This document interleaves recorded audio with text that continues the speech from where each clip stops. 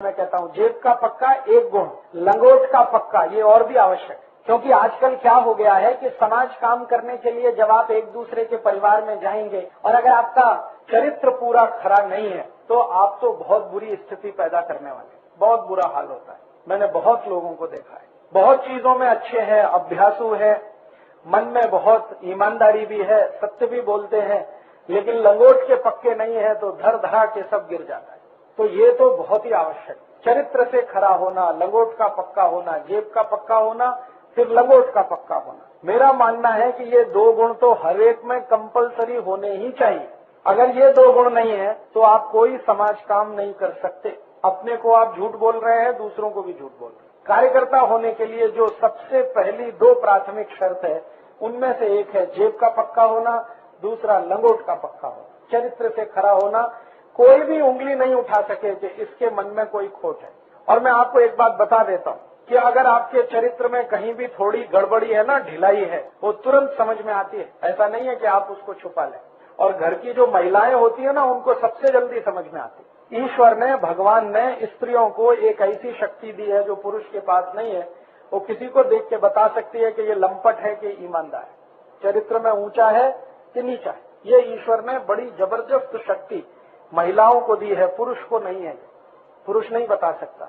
महिलाएं तो आंखें में देखकर बता देगी कि ये आदमी खराब है, चरित्र का अच्छा नहीं। मेरी आई मुझे बताती है, मेरे घर में बहुत लोग आते हैं मुझे मिलने के लिए, हमारा दरवाजा हमेशा खुला, कोई कोई दिन तो 100 लोग आ जाते। मेरी आई सबको देख के बताती है ये आदमी बराबर नहीं है, अगली बार ये आना नहीं चाहिए घर में। और फिर मैं जब देखता हूँ, चेक करता हूँ तो वो बात बराबर खरी निकलती। उसकी आंखों में एक्सरे मशीन फिट है। तो एक बार मैंने मेरी आई को पूछा तुमको कैसे समझता है, तो उसने कहा ये सब आई को समझता है। और आप जब व्यसन मुक्ति का काम करेंगे तो परिवारों से संपर्क तो आने ही वाला है, घरों से संपर्क तो आने ही वाला है, और घरों में महिलाएं तो होती ही हैं।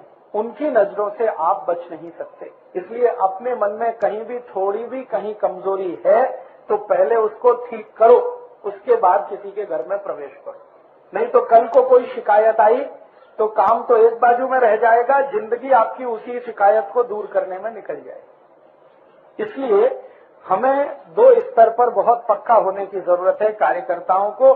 एक तो जेब से पक्का होना, दूसरा लंगोट से पक्का होना। ये दो गुण तो सबसे पहले चाहिए, बाकी बाद में आए तो चलेगा। अभ्यासु होना बाद में होगा तो चलेगा। आप मान लो आज अभ्यासु नहीं है, 2 साल बाद हो जाएंगे, 3 साल बाद हो जाएंगे, सतत सुनते सुनते अभ्यास हो जाएगा, वो चलेगा। 5 साल बाद भी अभ्यासु हो तो चलेगा। मैं तो कई बार ये कहता हूँ जीवन पर्यंत नहीं हो पाए तो भी चलेगा, लेकिन जेब का पक्का पहले हो जाओ, लंगोट के पक्के पहले हो जाओ, अभ्यासु बाद में भी हो तो चल जाए। समय का नियोजन नहीं कर पाते तो भी चल जाए, धैर्यशील नहीं रह पाते तो भी चल जाए।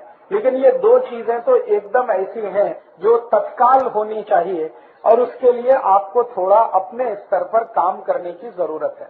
लंगोट का पक्का होने के लिए मैंने एक बार और भी कहा था पिछली बार शिविर में, वो फिर दोहराता हूँ कि आपके मन में व्यसन ना आए, किसी को भी देखकर आपके मन में व्यसन ना आए, ऐसी कुछ स्थिति बनाने के लिए थोड़ा प्रयास करने की जरूरत है, और वो हो जाता है। कोई भी कर सकता है इसको। एक तो मैंने पहले बताया था, याद है किसी को क्या बताया था? एक बार पिछले शिविर में प्राणायाम बताया, याद है ना? तो सतत 5-7 मिनट प्राणायाम किया करो, और 3-4 प्राणायाम बहुत आवश्यक हैं। अपने शरीर की वासना को नियंत्रण में रखने के लिए 3-4 प्राणायाम बहुत आवश्यक। उनमें से एक प्राणायाम है जिसका नाम है कपालभाति, दूसरा है अनुलोम विलोम, तीसरा है भस्त्रिका, चौथा है भ्रामरी। ये 4 प्राणायाम अगर रोज किए तो बहुत अच्छा है। कपालभाति माने तेजी से सांस बाहर निकालना, और जब निकालेंगे तो जाएगी भी, वो तो स्वाभाविक। अनुलोम विलोम माने एक तरफ की नाक बंद करके पूरी सांस निकालना, फिर भरना, दूसरे से निकालना, फिर भरना थी, ये तो अनुलोम। भ्रामरी तो ये बंद करके जैसे भोरा घूम ऐसे करता है वो। तो कपालभाति, अनुलोम विलोम, भ्रामरी और भस्त्रिका, सिर्फ सांस को फेंकना, वो अपने से अंदर जाए, वो बस। ये 4 प्राणायाम तो जरूर करना, भले 5 मिनट कर। इससे मन, बुद्धि, शरीर तीनों पवित्र रहते। मन में वासना नहीं आएगी तो लंगोट से पक्के रहेंगे, ठीक है। और 1-2 काम कर सकते हैं। हळद का जास्ती उपयोग करना, किसी भी वासना को ठीक करने में हळद सबसे अच्छी औषधि है। दूध पीना तो हळद डाल के पीना, भाजी में हळद लेना, और अभी ताजा हळद आती है ना तो भोजन के साथ खाना। हळद का ताजा रस 1 चम्मच रोज सुबह लेना। जिनको भी अपनी वासना पर संयम नहीं है, मन में कुविचार आते हैं, गलत विचार आते हैं, उनके लिए है। जिनको है उनको आवश्यकता नहीं, तो ये स्थिति आपकी बनेगी तो आप कुछ बड़ा समाज काम कर सकेंगे। और मैं ऐसा बोलता हूं कि भले आप कुछ समाज काम नहीं कर सकें, लेकिन समाज के लिए आदर्श जरूर बन जाएंगे कि देखो वो एक कार्यकर्ता है। ऐसा कार्यकर्ता होना, भले क्रांति हो या ना हो, लेकिन आप आदर्श बन जाएंगे अपने समाज, और आपके ऐसे आदर्श दूसरे भी बन जाएंगे। तो हमें कार्यकर्ता होने के लिए कुछ प्राथमिक जो शर्तें हैं वो इस तरह की हैं जो करें